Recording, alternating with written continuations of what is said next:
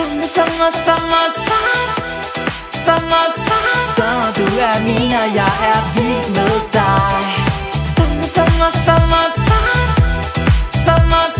Honey, solen danser, du og jeg. Hi there and welcome to your modern shaman Maria in RainbowLand. This is the weekly heartful report from the week that starts at the 21st until the 29th of August 2018.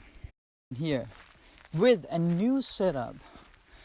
We will have a new sort of report, and it's gonna be called 7 Signs of the Week, because each week we will have 7 things I will go through that are significant for this week, or the week we are going through. This week will be filmed from the home in Denmark, close to the forest, and you will see some nature wonders instead of my face this time. And it will take you into yourself and your core and create peace while you listen. So, this week we will have, first of all, the general overview, the main point of the week for the report. Number 1. Number 2, Sun. The sun is moving into an earth sign, into Virgo. What does this mean for your sign? Number 3, Mercury. It is going direct. Ooh, yeah, from last week. It is sextiling Venus. And it's squaring Jupiter, a benefic planet. So, number 4, Mars is direct later on this week in Capricorn. Ooh, still blows from Uranus, but in a new light. 4 planets still retro. Number 5. Venus is still at home. We like her, but it's gonna square Pluto. What does this mean for the relationships? Number 6. Full moon in Pisces on the 26th of August. Number 7. Card of the week. Yay! We will start with weekly tarot cards, because Maria has been doing tarot since she got her first deck from her father, who is also a tarot card reader, when she was 12. So of course she will use this now, and it's Rider-Waite card. Yeah, that is the extra of this week, but it will be every week from now on that we will also take a tarot card for each sign. So these are the 7 signs of the week. And now we start with number 1. Are you ready? The overall view for all of us. Yay! And this week, my main theme will be man plans, God laughs. And do you know what I mean by that?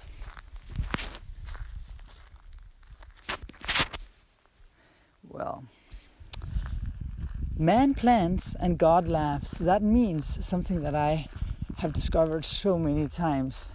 We can want and desire this and that and that and this with our little human egos. And for sure we will, because we have Jupiter in Scorpio.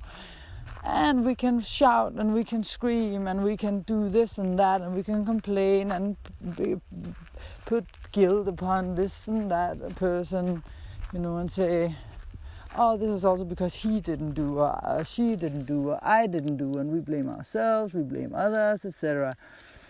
But when it all comes down to it, I've said it before, then what I can see as an astrologer is that there is a plan.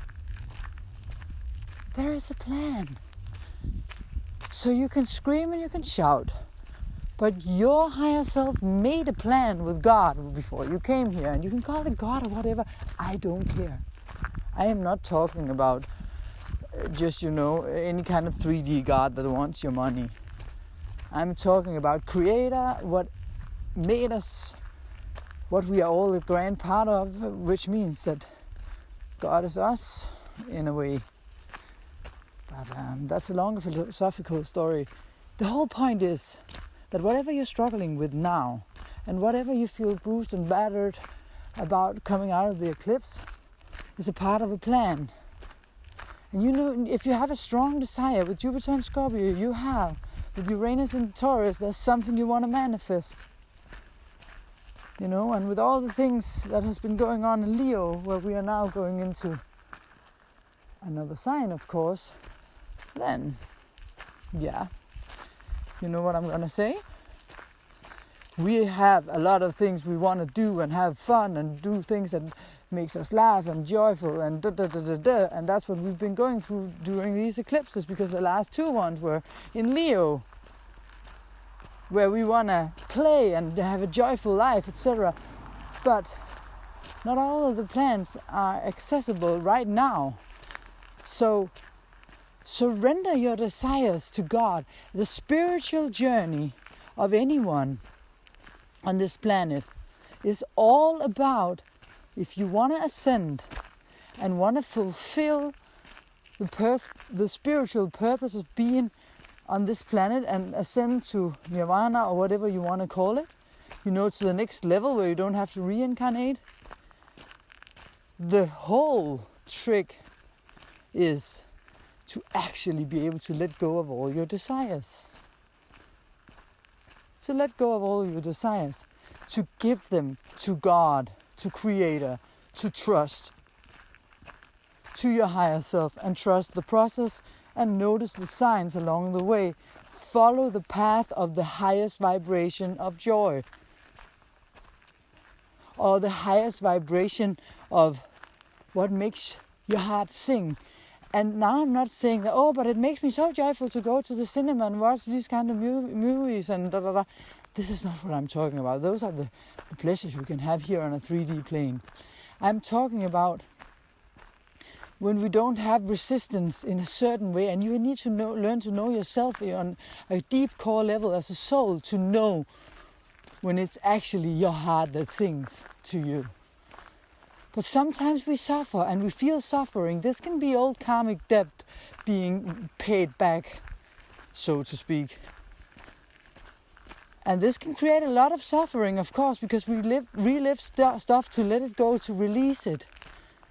But if a door isn't open and you keep trying to force it open, it's not the right door if it doesn't open. I'm not saying, like, for example, if you have a business and you want to fight for it and it takes time and keep hitting shut doors, but if there's no signs of you continuing in this direction because it doesn't give you joy, that's what I'm talking about.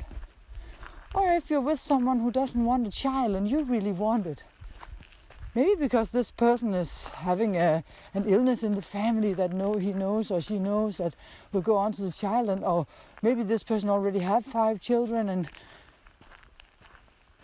but then, you know, hand your desire over to God if it doesn't feel right to leave the woman or to leave the man. You know, in whatever thing it is that you desire so badly, if you can leave any kind of desire to God, then you have liberated yourself.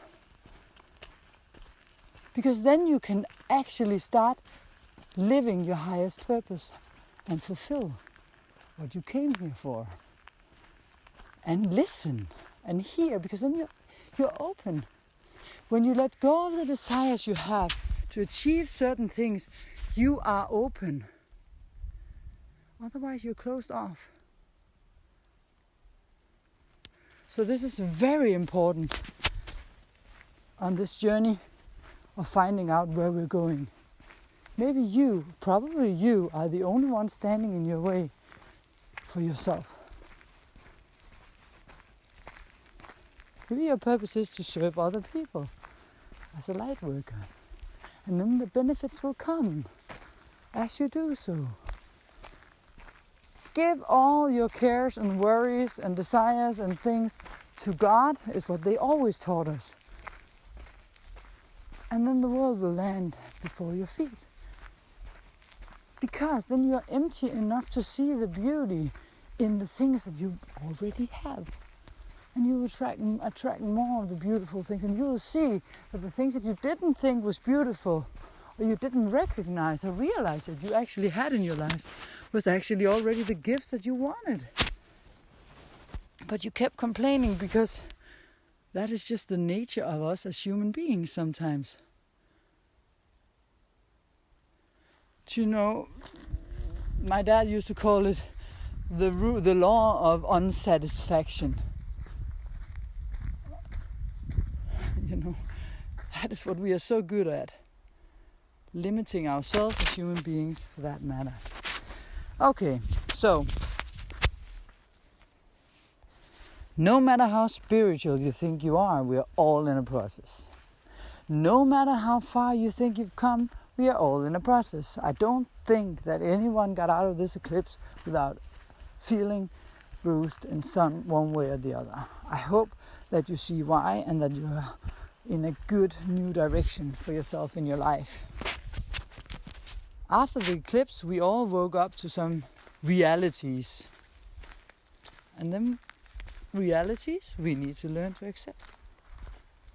Everything is possible in the right order, but not everything is possible in the same life.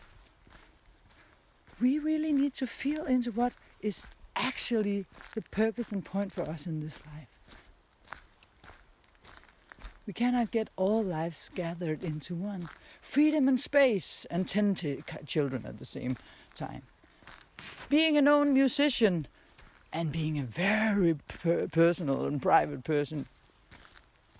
It's a retrograde phase. It's time to stand face to face with ourselves. So don't focus too much upon, but he also said, and she also did, and they also da. Put your focus and intention inwardly. Still, I know that some has to be outwardly because now we have Mercury moving forward, and we will have Mars doing the same thing. So a lot is going on this week. So the second sign of the week, Scorpio, is that the sun is moving into Virgo. Earth sign, grand trine actually, because it's activating the trine that's already going on between Saturn and Uranus. Saturn up there in Capricorn, Uranus in Taurus. So the sun is going out of your career life, the 11th house, and going into your long-term goals, your destiny, from your long-term goals, your destiny, into Virgo, which is the friends, connections, networking, and there's a grand trine, as I said, so it's a big time for Scorpios to manifest here. So where's the best place to be right now for the Scorpios? Well, find the right team to hang around. It's between the 11th, the 3rd, and the 9th house. Find out how you want your voice to sound like out there. Find your style, your footprint, verbally, what your message is to the world, your contribution, which light have you come to shine upon the rest of us, Scorpio? How do you want to communicate? This is a big question this week. Sign number 3, Mercury is going direct. Mercury is direct in your 10th house. So any complications or troubling things that are connected with any sort of authority figures, reputation, career, institutions, bosses, etc. starts improving now. So anytime you have a retrograde, you always need to put extra energy into things, but things start to become more predictable now and more predictable again. So also with the Mercury here in sign number 3, we have a sextile between Mercury and Venus. And that's always nice. Venus is at home in your 12th house. And also a square between Mercury and Jupiter. Jupiter in your 1st house, and then again Mercury in your 10th. So relationships in your life are super important right now. Which ones support you and which ones don't? Which friend on the higher education is good for you? You're in is good for you. You know, if you are, for example, you are on an institution, university, or just somehow learning something new. It can be through any kind. It can also be through the internet. Which people are supporting you here? Like, let's say you're in a class. Then which people do you choose to hang around in order for you to be supported in your higher education, whichever it might be, and which don't? So I mean, if someone gives you only something superficial that won't benefit you, it's important for you with Jupiter in your first house. It's very important times for you to make the right choices, because you got to ride this wave. It's a huge wave for you to ride, and so many grand things can happen. I know Scorpios are just having the opportunities of their life right now. Seriously. I mean, even my partner's son and stepson is not a good word. He's so close to my heart, and such a dear friend as well. But he just got the greatest offers of his life. He's triple Scorp, and he's like one of the most awesome Scorpios I know. So again, this squaring down to Mercury in your 10th house is giving you one last Leo kick in the butt, pushing you forward towards the doors you already opened through all this 10th house stuff going on for you. So Mercury and this Jupiter thing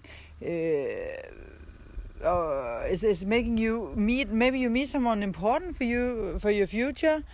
It can be that suddenly there's not suddenly, but there's been some person you met, or maybe you already met the person that's important for your future to have further conversations with, your ambitions, your goals, etc. You can start to have new plans about it. Start to further develop the plans as Mercury is direct about what ambitions and your face in the world, professional wishes and dreams you have, and make sure that they go in the right direction. Then sign number 4.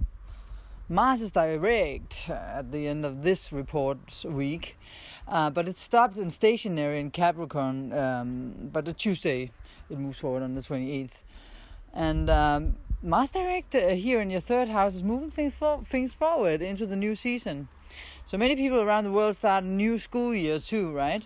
New season for all the Scorpios, not only the ones in school. Which love relation weren't good for you? Which creative projects should you be leaving behind right now to give space for the new ideas, new ones? We still have 4 planets retrograde, so there's still time for some inward thinking to do. And some inward speculations on just spection in general. So don't push yourself too fast forward yet, but know that things little by little are going to move forward now, especially with Mars here. So communication-wise, you can be fast and very assertive in the way you communicate with people. But it's stalled this week, for most of the week until Tuesday. So, be patient. Sign number 5, Venus is at home in Libra. It was already before, but it's squaring Pluto this week, so a new thing going on here. Don't fall for anything when we have Pluto here that sounds too good to be true. And something you crave for that isn't good for you. In your 3rd house, it's about communicating with others, thinking about something where something is hidden, something you cannot see is going on. Something with relationships or money or habits. And with Venus in your 12th house, it's hidden stuff. Pluto is already hidden stuff. Venus in your 12th house is hidden stuff. And Pluto is your ruler, so it's potent for you especially. So take care. Don't fall for something your higher self wouldn't buy into. You can also use it, of course, to thrive and to move forward spiritually, to use your intuition in a good way, even though it can be clouded this week. But Venus is in general here, and it's for all of us. This Venus-Pluto square has something to do with us improving our relationships over the next period of time. Actually, for the next 3 months, with Venus retrograding soon enough, between October and November, from Scorpio into Libra, around 10 degrees Scorpio into around 25 degrees Libra. And this was here where Saturn was like in 2011, 12, 13. And Jupiter also has been recently. Mars was retrograding in Scorpio 2 years ago. So now we have Venus closing up a cycle here as the last planet, like putting her benefics on it. But it's important for us to make that change within ourselves and how we relate to others. And we know if we want to see, if we want to unveil, and if we want to use our intuition, Scorpios, we know what it is that we have to change in relationships. Be the better version when you're with other people. Use your strength with the coin up, not the downside of the coin, because any strength has a downside, a fall.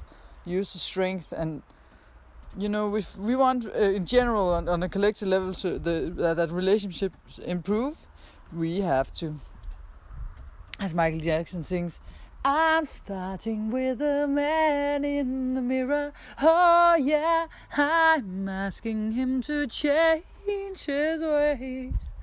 And no message could have been any clearer. If you want to make the world a better place, take a look at yourself and make that bam bam change. La la la la la la la la la. Okay, so Venus, start now. If you are the one manipulating people, if you are the one, having hidden agendas, not showing it to people,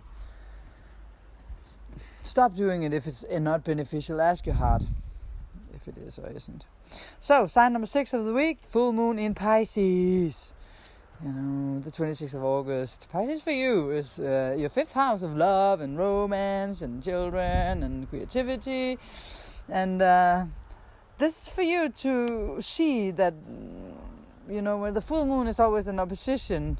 So in this case, an opposition between the 5th and 11th house, and the moon being in your 5th house and the sun being in your 11th house, of course. So it's between friendship, circle of friends, groups of people, in front of, in opposition to your romantic partners, etc. So which romantic partner is good for you, or creative project is the best for you?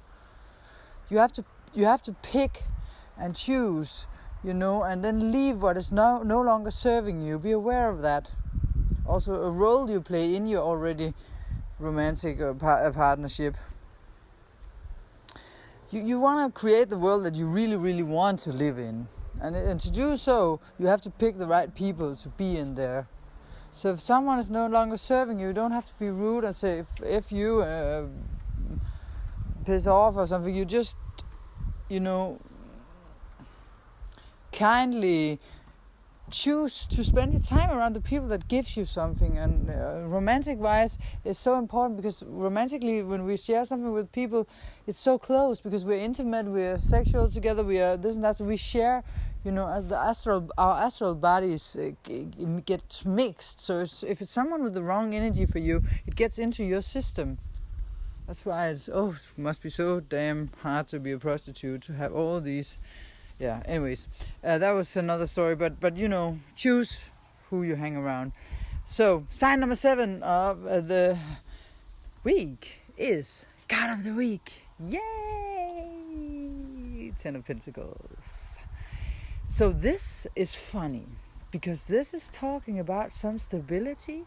It's Pentacles, so it's an earth element, and somehow there's something going on in your life where you want to stabilize something, or something can be stabilized, but it happens through you accepting what is good for you without thinking, that's going to be boring in the long run, because that's going to be the same story over and over again, and I don't want to repeat it. I just want to, so instead of being tired of being afraid, Pluto is involved, your planet, that being afraid of something being too, maybe it is to you too, mundane and the same routine over and over again, and you don't want to do that, you want more excitement and stuff, then